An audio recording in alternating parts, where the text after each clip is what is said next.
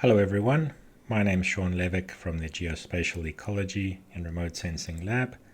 This is our Environmental Monitoring and Modeling course, and today we're starting Lab 5, Exploring Rainfall Trends over Time. The objective for today is to broaden our horizons, moving beyond optical image sensing and working with some climate variables that have impact in the vegetation and landscape dynamics studies that we are conducting. So merely tracking changes in vegetation over time is not enough to understand what is driving them. We need to be able to link these dynamics with other environmental data, such as temperature and rainfall. I'd like to acknowledge the Google Earth Engine team, as well as the International Research Institute for Climate and Society at Columbia University, where parts of the script have been taken from. Now, we're going to be working with a precipitation dataset called CHIRPS. And if you come into Earth Engine, head over to code.earthengine.google.com. In the search bar, if we're interested in rainfall, we type in rainfall, you'll see that a number of raster options pop up. We have trim data sets, actually quite a few options. If you click on more, a lot of different products are housed within the Earth Engine repositories. For today though, we're going to be using the CHIRPS pentad dataset. CHIRPS is an acronym for Climate Hazards Group Infrared Precipitation with Station Data. It's an important point because it's not just a pure radar estimate of rainfall, it has been linked to station data. It only consists of a single band. The name of the band is precipitation, and it's expressed in millimeters per pentad, pentad being a 5-day period.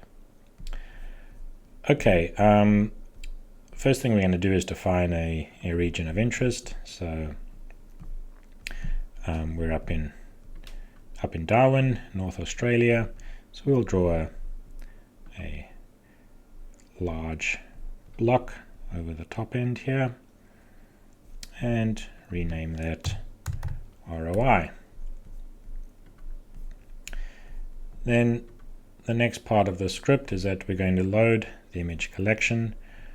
Variable CHIRPS is going to equal image collection, with this being the unique collection ID. We're then also going to define our date range of interest. And this data starts back in 1981, and we're going to run it through to the end of last year. So we can paste that in and hit run, see if any errors pop up. If nothing happens, it's all good. We can move on to step 2. Chart the full time series for our region. We're going to create a variable called TS5, and we're going to use this charting command, which I'll copy in here.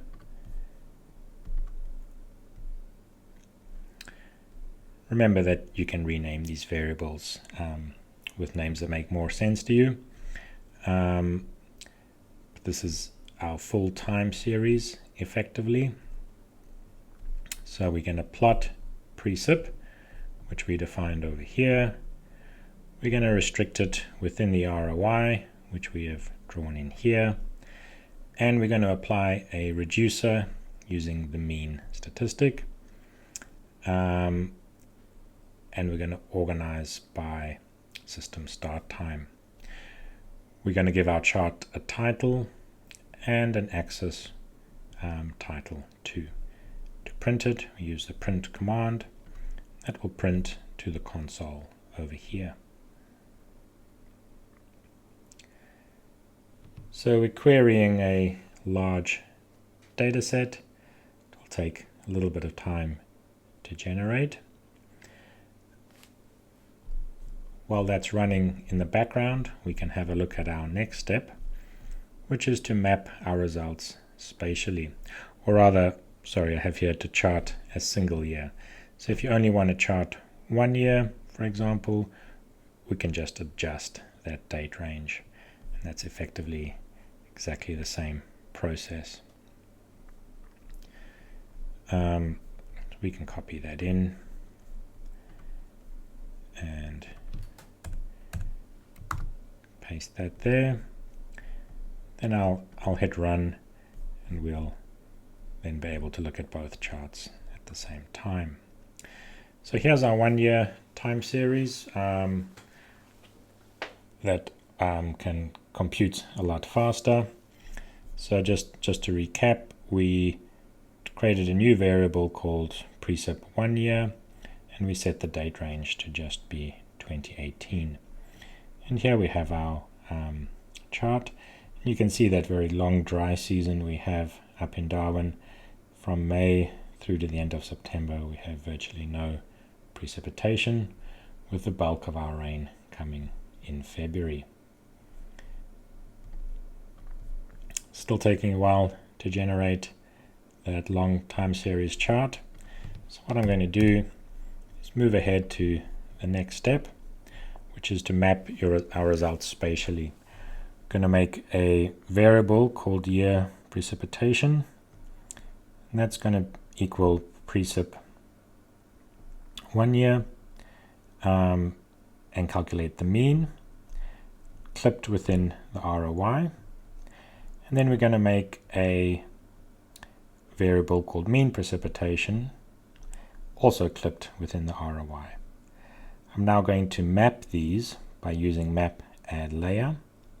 So just to clarify, one is for the whole time series, the mean over the whole period, and the other is just the rainfall for 1 year.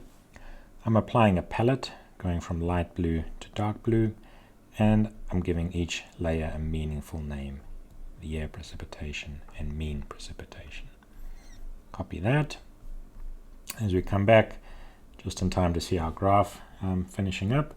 So this is the rainfall over that whole time series. So here we can see going right back to the early 80s through to 2018. And if we'd like to, we could export that to a spreadsheet or a text file format for work in R or another plotting environment. Okay, I'm going to paste in the last bit of code that we've discussed and hit run. We'll see the charts generating, and so are our layers: mean precipitation and year precipitation.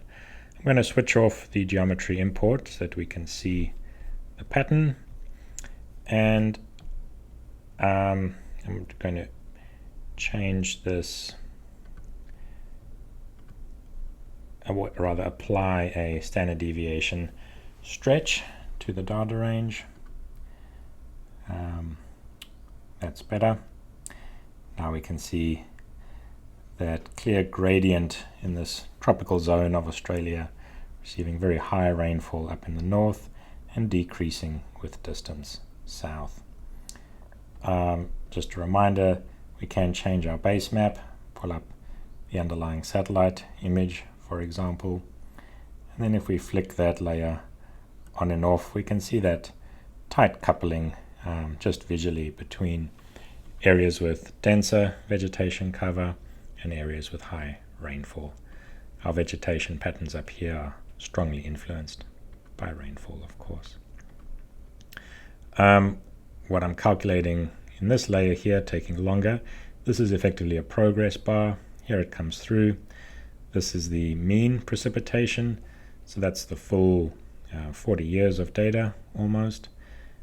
Let's just apply the stretch. Always wait for it to actually change the figures, so it's busy calculating now, before you hit apply, otherwise you won't see any difference. Okay, now once that standard deviation stretch has been calculated, we can say apply and close, and now we have the mean precipitation. That's the mean over the 40-year period versus just the 2018 year. and you can see that there's a difference between the long-term average and the rainfall that we received last year. So that's all I have for you this afternoon, but this provides you the tools to explore long-term precipitation patterns. You can narrow your window of analysis by exploring 1 year or 3 year intervals. You can export the data if you want to analyze it externally, and we can make spatial maps of rainfall patterns. So that's the end of Lab 5. We'll be moving on to Lab 6 in environmental monitoring and modeling soon.